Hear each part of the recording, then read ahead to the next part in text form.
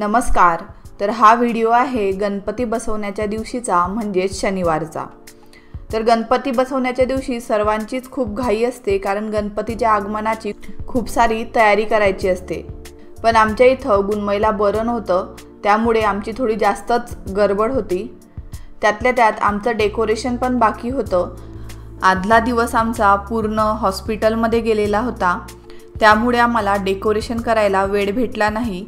आणि त्यातल्या त्यात तो हरतालिकेचा दिवस होता, त्यामुळे माझ्या हरतालिकेची पूजाही मी केली नाही, त्यामुळे हरतालिकेचा व्लॉग पण आला नाही. गुणमईला खूप जास्त कोल्ड आणि कफ झालेला होता, त्यामुळे तो रात्रभर झोपलेला नव्हता. सकाळी उठल्या उठल्यास योगेशनी गुणमईला नेब्युलायझरची वाफ द्यायला सुरुवात केली आणि मी स्वयंपाकाची तयारी केली. त्यानंतर आम्ही जेवण वगैरे केलं आणि मग मी गुणमईला झोपवलं.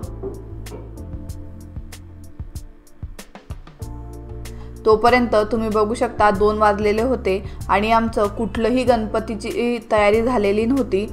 आम्ही डिसाईड केलेलं की आपण सिंपल फक्त गणपतीची मूर्ती ठेवायची आणि पूजा करायची, कारण आम्ही खूप थकलेलो होतो. 2 दिवस आधीपासून आमची झोप वगैरे झालेली नव्हती आणि त्यातल्या त्यात आम्ही कुठलंही डेकोरेशनचं सामान विकत आणलेलं नव्हतं. मग थोडीशी हिंमत करून आम्ही डेकोरेशन करायचं ठरवलं आणि घरामध्ये जे साहित्य आहे त्यामध्येच डेकोरेशन करायचं असं ठरवलं.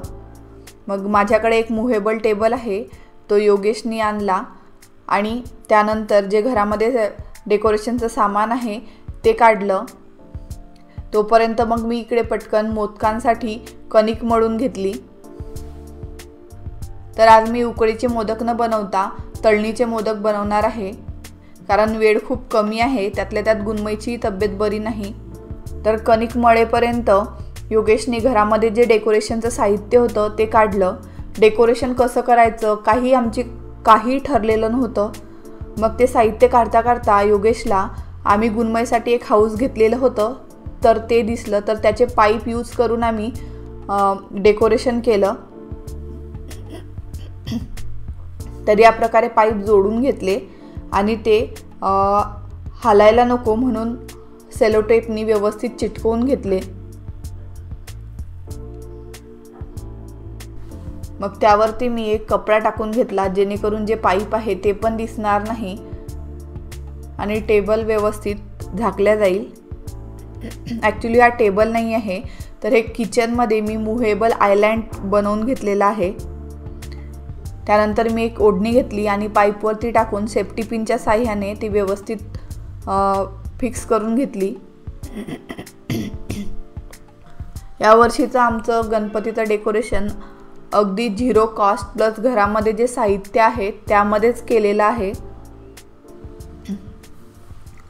तर खालून एका बाजूनी पूर्ण जी ओढणी आहे ती जमा करून व्यवस्थित बांधून घेतली आणि त्यानंतर ते बांधलेलं दिसायला नको म्हणून त्यावरती घरामध्ये जे फुलं होते ते त्यावरती लावून घेतले. त्यानंतर झेंडूच्या माळांनी या प्रकारे डेकोरेट करून घेतलं आणि ह्या माळा आमच्याकडे खूप जुन्या आहे. तुम्ही पण या प्रकारे झेंडूच्या माळा बाय करू शकता आणि खूप वेळेस याचा यूज होतो. गणपतीमध्ये, दिवाळीमध्ये जे कुठलं फंक्शन असेल त्याच्यामध्ये याचा यूज होतो आणि अगदी पैसा वसूल माळा आहेत. ॲक्च्युली आम्ही तर ठरवलेलं होतं की या वर्षीच्या डेकोरेशनमध्ये या माळांचा बिलकुल यूज करणार नाही, कारण आम्ही ह्या माळा खूप वेळेस डेकोरेशनमध्ये यूज केलेल्या होत्या, पण वेळ शेवटी त्याच्यावरतीच आली. मग आमच्याकडे छोटे छोटे प्लांट होते आर्टिफिशियल, ते इथं ठेवून घेतले. ॲक्च्युली तेही सेम कलरचे नव्हते आणि जे सेम कलरचे होते त्यांची हाईट मोठी होती, त्यामुळे मग आम्ही सेम नसले तरी ठेवून घेतले आणि तिथं पाट ठेवून त्यावरती कपडा टाकून घेतला. त्याचबरोबर मी ॲमेझॉनवरून एक डेकोरेटिव्ह पीस ऑर्डर केलेलं होतं. ते ॲक्च्युली लेट येणार होतं, पण ते आधीच येऊन गेलं. मग ते पण मी इथं ठेवून घेतलं आणि तुम्ही बघू शकता किती छान आहे. तुम्हाला जर का हे बाय करायचं असेल किंवा व्हिडिओमध्ये यूज केलेल्या वस्तू बाय करायच्या असतील तर लिंक ह्या डिस्क्रिप्शन बॉक्समध्ये दिलेले आहे. मग थोडीशी काहीतरी कमी वाटत होती. त्यानंतर मग आम्ही छोटे जे प्लांट होते ते आणखी ठेवून घेतले साईडनी. आणि अशा प्रकारे काही डिसाईड नसताना, काही विचार करून ठेवलेला नसताना आम्ही गणपतीचं डेकोरेशन केलं. मग माझे देवाचे भांडे पण घासायचे राहिलेले होते. त्यानंतर मग मी भांडे घासायला घेतले आणि मला हे भांडे घासण्याचे जे पावडर असते त्याची खूप ॲलर्जी होते, त्यामुळे मी ग्लव्स वापरते। मग भांडे छान घासून घेतले, धुवून घेतले आणि त्याला छान कोरड्या कपड्यांनी पुसून घेतले, जेणेकरून भांड्यांवरती पाण्याचे डाग राहणार नाही। तर माझे देवाचे भांडे घासून झाले। त्यानंतर मग मी मोदक बनवायला घेतले आणि एवढं चांगलं की डेकोरेशन झालं, भांडे घासून झाले, मोदक बनवत होती तरी गुणमय झोपलेला होता।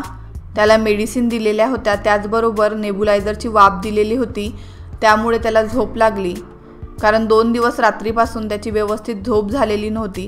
मी मोदक बनवत होती आणि योगेश मोदक तळण्यात मला मदत करत होते। तर अशा प्रकारे आम्ही दोघांनी मिळून पूर्ण गणपतीची तयारी केली। तर सर्व झाल्यानंतर योगेशने गणपती घरी आणला आणि जाताना योगेश कापड घेऊन जायचंच विसरून गेले। मग तसंच पेपर लावून आम्ही गणपती घरी आणला। मग मी त्यांना ओवाळून घेतलं, तोपर्यंत गुणमय उठलेला होता, त्याला मी तयार करून ठेवलं। मग त्यांची पूजा केली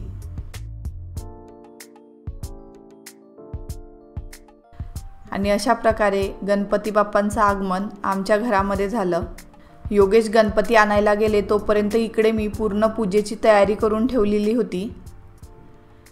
ताट वगैरे काढून ठेवलेलं होतं आणि इकडे आम्ही गणपती वगैरे ठेवत होतो। तर हा बघा आमचा छोटा गणू मोदक खायची त्याची तयारी सुरू होती। त्याला वाटलं कोणाचं लक्ष नाही। आवडता मोदक? आता पण पूजा केल्यानंतर खाऊ, ओके? हां, हे बघ। मग त्यानंतर आम्ही पूजेला सुरुवात केली। जर आम्ही बँगलोरला असतो तर इथं पंडितजी वगैरे काही आम्हाला लवकर मिळत नाही, त्यामुळे आम्ही दरवर्षी घरीच स्वतःच पूजा करतो।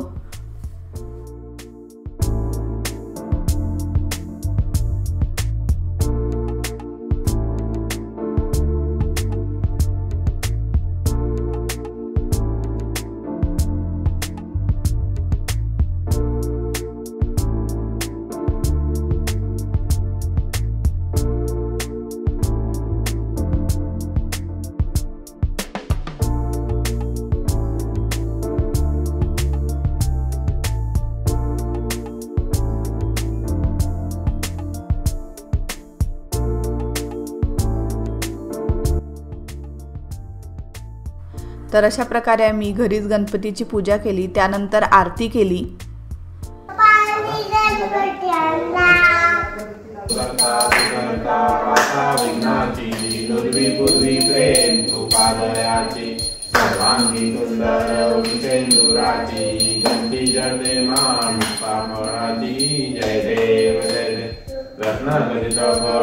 गौरी कुमरा चंदनाची उठे कुमकुम केशरा दीपम दीपम समर्पयामि।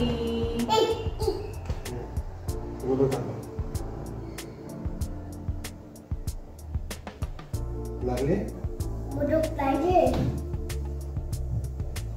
आम्हाला, मोदक पाहिजे पप्पा, आम्हाला मोदक पाहिजे। गणपती बाप्पांना मोदकांचा नैवेद्य दाखवला। गणपती बाप्पांना मोदक दिला। मग ते बघितल्यानंतर गुणमयला सांगितलं होतं की गणपती बाप्पांना दिल्यानंतर तुला मिळेल, तर तो पण मोदक मागू लागला। मग मी पूजा करून घेतली। सकाळपासून खूप थकलेली होती, मग म्हटलं मस्त बसून आरामात मोदक एन्जॉय करू। तर योगेशला काही ते बघवलं नाही, तो माझा व्हिडिओ घेऊ लागला।